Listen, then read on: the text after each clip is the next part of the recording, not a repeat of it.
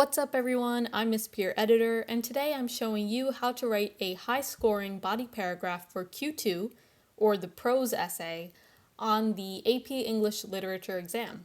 Make sure to watch until the end to see my full paragraph. In this video, I'll be using the actual exam prompt from 2016, which asks us to analyze an excerpt from Thomas Hardy's book, The Mayor of Casterbridge.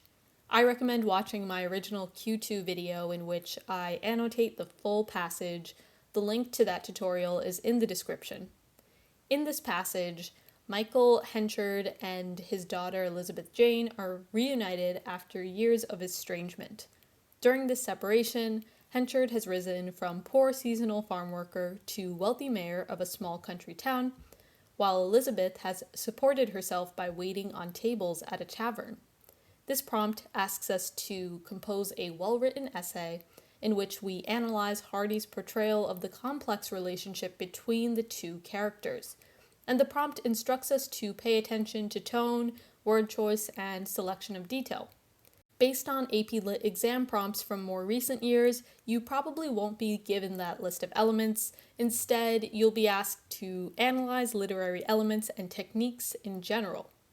Here's our thesis.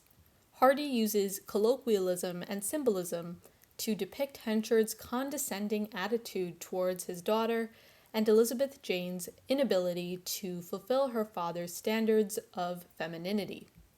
In this video, we'll draft the first body paragraph in which we'll examine the author's use of colloquialism. I'm going to give you a general structure that your body paragraph will follow, but please note that this structure is flexible. You might move elements around or add claims and transitions. It's completely up to you. First, start with the topic sentence. This should answer the question, how do the literary techniques covered in the body paragraph support the argument in the thesis? Next, you'll integrate evidence from the passage by selecting concise phrases or words that contribute to the passage's artistic style. If you want to discuss figurative language, diction, or tone, make sure that those devices really shine in the text that you've chosen. After your evidence, you need to develop commentary that will deconstruct the evidence to uncover the passage's deeper meaning. I'm going to explain how to do this in a minute. Lastly, your concluding statement is your answer to the question, so what? How do the literary techniques contribute to the passage's intended effect? The AP Literature Q2 rubric also has a section devoted to the sophistication point. You can earn this point by identifying complexities or tensions, including contradictions, irony, connotations of words or actions, contrasts, characters' hidden intentions, clashing motivations, or asymmetrical information, meaning when one character has more information about a situation than another character. You could situate the argument within a broader context by discussing the universal abstract theme conveyed by the passage, similar situations that others might experience, any insights into the time period in which the passage takes place, or the role the passage might play in the larger book or text. Another option is to account for alternative interpretations or a different perspective on the passage's meaning. In my essay, I'm taking a more critical stance toward the father, Henchard, basically saying that he is trying to morph his daughter into a new person to fit into his stringent standards. Another reader might take a more sympathetic perspective, seeing Henchard's actions as a way of giving his daughter the best chance to succeed in life. As long as I explore that alternative interpretation with sufficient detail, meaning more than a sentence or two, I can earn the sophistication point. Employing a vivid or persuasive style is another way to get this point, and this is definitely achievable if you practice varying your sentence structure, creating cohesion through transitions, and choosing appropriate and elevated vocabulary. I have videos to help you sharpen each of those skills. To help you identify evidence and craft thoughtful commentary, I've laid out the following elements which you can analyze in your body paragraph. These are not all literary devices, meaning this list is not limited to metaphors, similes, imagery, and so on. Instead, this is a list of many aspects of a passage that you can examine in your essay. To develop commentary, we're going to ask ourselves questions and provide answers based on our interpretation. We can ask, what does the dialogue reveal about each character's emotions or their relationships with each other? Maybe their diction reveals that they come from a specific region or that they're younger or older. The point of view from which the story is told can significantly influence our interpretation. A first-person narrative might mean that the narrator is biased, or if there's an omniscient narrator, that could create opportunities for dramatic irony in which we as the audience know more than the characters do. How does the narrator develop the characters?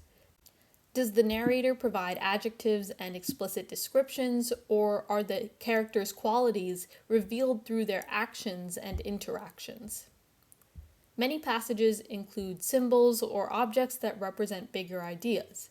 Some common symbols in literature are apples, like the infamous apple in the Garden of Eden, or Snow White, birds, which often represent freedom, or fire. What purpose does the object serve? What are the physical attributes? What do we often associate that object with? Let's also consider the context in which this passage takes place. What's the time period, and does it reference any historical events? Are there references to social issues such as gender inequality or poverty? Students often look for figurative language in the form of similes, personification, and everything in between. Ask yourself, what effect does this literary device have on the audience? Does it make us see the image, character, or setting from a new perspective? What mood does the device create? And what is a theme conveyed by the passage? Start by thinking of abstract concepts such as revenge, rebirth, man versus nature, or family dynamics, and build a larger, universal statement based on that concept. Now, let's dissect our body paragraph. Here's our topic sentence. Henchard pressures Elizabeth to switch from folksy vernacular to more sophisticated diction because he views language as a form of class distinction. We're supporting the thesis by drawing a connection between colloquialism and class. Henchard is condescending towards his daughter because he sees her as lower class. Next, let's include some evidence highlighted in blue. To him, colloquial phrases are marks of the beast or signals of a person's inferior status in society. Let's zero in on this evidence with our commentary. This exaggerated comparison between lower-class people and animals underscores Henchard's arrogance towards his daughter, who is a reminder of his own humble origins. Additionally, this comparison depicts a power imbalance that goes beyond the two characters' differences in gender and age. They seem to belong to distinct species. Just as a master trains his animals to obey his commands, Henchard instructs his daughter to adhere to socially acceptable behaviors. With this commentary, we're demonstrating that the phrase marks of the beast reveals a lot about the relationship between the two characters. Henchard, the father, is clearly asserting his authority over Elizabeth. And we're also adding more context by mentioning the gender and age differences between them. He may believe he is teaching Elizabeth valuable skills and dissociating the family from its previous state of poverty, but in reality he is dehumanizing her. Here, we're aiming to earn the sophistication point by underscoring the tension or dissonance between Henchard's motives and the actual impact his actions have on Elizabeth. If you want to earn the sophistication point, you can't just address the tensions in one body paragraph and be done with it. You have to continually target the sophistication point throughout the essay. Just wanted to make a note of that. When recounting Elizabeth's efforts to appease her father, the narrator juxtaposes colloquial phrases with their more elevated equivalents. Instead of describing herself as Hagrid, she must say she has suffered from indigestion.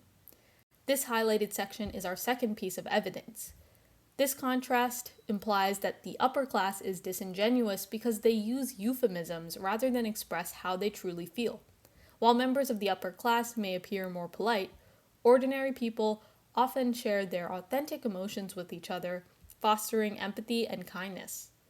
Our commentary analyzes how the narrator's word choice reveals a theme on class differences. Elizabeth exhibits these qualities when she thanks the maid profusely, but Henchard scolds her for this behavior. This particular event, when Elizabeth thanks the maid, is a piece of evidence tied back to the commentary that we just wrote. As I mentioned before, your evidence and commentary might not always follow the same structural pattern. You just have to ensure that the ideas are cohesive. With this final reprimand, Henchard reveals his desire to shape her into an entirely new person, an aristocratic woman who is demure, articulate, and docile. Here, we're referring to the evidence while wrapping up the paragraph. According to our interpretation, the author intends to show how the relationship between both characters is shaped by Henchard's ideal vision of his daughter. In the comments, tell me what commentary you would include in a body paragraph for this prompt, or ask any questions you have regarding AP Lit Q2. If you found this video helpful, please like, subscribe, and tap the bell to receive notifications. Thanks so much for watching, and I'll see you next time.